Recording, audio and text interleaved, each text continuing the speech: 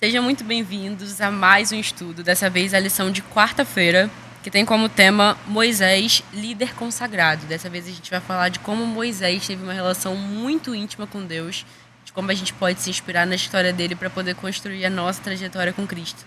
Então eu te convido a se inscrever nas nossas redes sociais.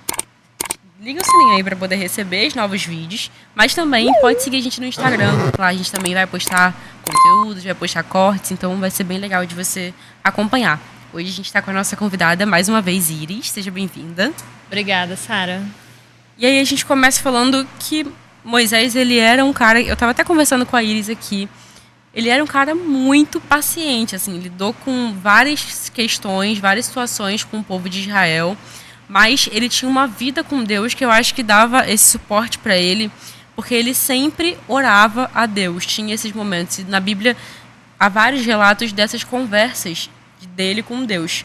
E eram conversas muito sinceras, que ele realmente falava como é que o povo estava indo, que não estava legal e tal. E Deus dava conselhos para Moisés, que Moisés realmente seguia, né? Então era uma relação realmente muito, muito íntima. E Moisés, ele era uma pessoa muito piedosa. Justamente restava essa consequência do relacionamento dele com Deus. Sim, sim. E a gente vai ler em Êxodo 33, do 15 ao 23, uma passagem que explica que ele tinha esse relacionamento com Deus, então é normal ele ter a curiosidade de ver Deus, de ver a face de Deus. E Moisés era tão próximo que ele teve um gostinho aí da presença de Deus, assim, mais de pertinho, né? Vamos ler aqui do 15 ao 23. Então Moisés disse: se a tua presença não for comigo, não nos faça sair deste lugar, pois como se poderá saber que alcançamos favor diante de ti, eu e o teu povo? Será que não é fato de andares conosco de maneira que somos separados, eu e o teu povo, de todos os povos da terra? O Senhor disse a Moisés: farei também isto que você falou, porque você alcançou favor diante de mim, e eu o conheço pelo nome. Então Moisés disse: peço que me mostres a tua glória. O Senhor respondeu: farei passar por toda a minha bondade diante de você, e lhe proclamarei o nome do Senhor. Terei misericórdia de quem eu tiver misericórdia, e me compadecerei de quem eu tiver de me compadecer. E acrescentou: você não poderá ver a minha face, porque ninguém verá a face e viverá. Disse mais o Senhor: eis aqui um lugar perto de mim, onde você ficará sobre a rocha. Quando a minha glória passar, eu porei você numa fenda da rocha e o cobrirei com a mão, até que eu tenha passado. Depois, quando eu tirar a mão, você me verá pelas costas, mas a minha face ninguém verá. Então aqui fala que se Moisés fosse ver, né, Deus assim pessoalmente, cara a cara, ele seria provavelmente fulminado, né? Porque a glória de Deus é algo assim muito grande, muito inexplicável, e que um mero mortal como Moisés não ia poder suportar aquela glória, viver aquele momento que ele nunca viveu antes. Então, assim, realmente Moisés, ele foi um homem de oração e era natural que ele buscasse. Isso também passa muito pela nossa mente, assim, eu estou orando a um Deus que realmente existe, já que eu não estou vendo ele, mas Moisés mostra que não precisa ver, mas basta você sentir e buscar em oração. Pois é, e a lição fala também que Moisés estava sendo preparado para isso, né? Antes já tinham várias conversas dele com Deus, e Moisés, ele teve um privilégio muito grande, que era ouvir a voz de Deus soando, assim, tipo, falando mesmo com ele, né? Porque Deus fala com a gente de várias formas, pela Bíblia, pela palavra de Deus, enfim, às vezes fala em sonho, às vezes fala em situações de dia a dia, mas Moisés ouvia a voz de Deus audível, né?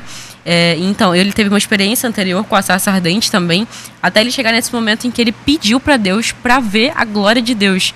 E, tipo, isso me dá uma certa... Eu faço uma comparação comigo mesma, né?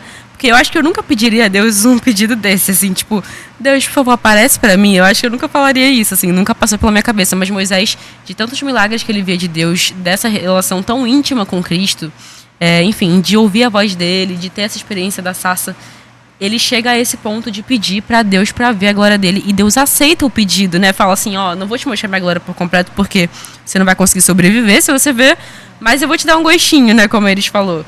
Então, Deus, ele ainda é misericordioso com Moisés, já atendeu o pedido dele, assim como ele às vezes faz com a gente, né? Às vezes a gente pede a Deus e ele pode realmente atender.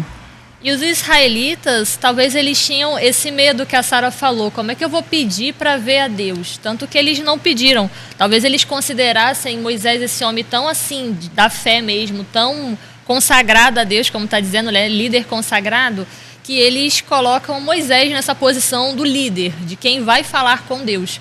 E eles poderiam também, quem sabe, pedir também essa comunhão. Mas por algum motivo que a gente desconhece, né, na eternidade a gente deve saber por que eles também não buscaram essa aproximação mais próxima com Deus. E Moisés, ele estava continuamente na presença de Deus, porque ele estava com uma missão muito importante também, né? Ele guiava o povo para a Terra Prometida, então Moisés, ele precisava continuamente de orientação. E ele chegava para Deus para pedir essa orientação. E várias vezes, às vezes, na nossa vida, a gente tem questões no nosso dia a dia, enfim, no trabalho, na faculdade, que a gente precisa de algum conselho. E aí a gente chega para Deus e o mundo, tipo, para um amigo, aí pergunta, o que eu faço, não sei o quê. Ou então chega para um familiar, o que eu faço. Mas a gente se esquece de perguntar pro principal, assim, para quem realmente poderia resolver o nosso problema, que é para Deus. E Moisés tinha isso muito claro. Ele realmente sabia que Deus era a melhor pessoa para dar orientação para ele, e ele fazia questão de subir no monte para poder pedir orientação para Deus sobre o povo. Então, Moisés, ele tinha esse referencial, né? Essa pessoa aqui é a pessoa que vai me ajudar e que vai me dar o melhor conselho, né? Acho que isso a gente tem que ter também.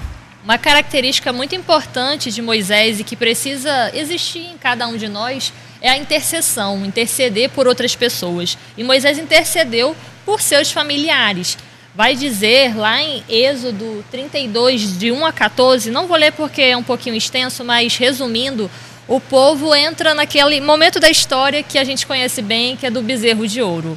E Arão é uma pessoa que dá, assim, a ordem de as pessoas se reunirem para fazer aquele objeto para adoração, que fugia da adoração que deveria ser somente a Deus. O povo sabia disso, mas mesmo assim foram desobedientes e montaram ali, né, esse bezerro de ouro, enquanto Moisés estava lá buscando a presença de Deus face a face. Curioso, né, que o povo foi por outro caminho, nada a ver de Moisés. E até o Senhor fala na sua palavra, olha lá, aquele povo que eu te dei assim para você cuidar, estão lá adorando algo que eu não pedi para que adorassem.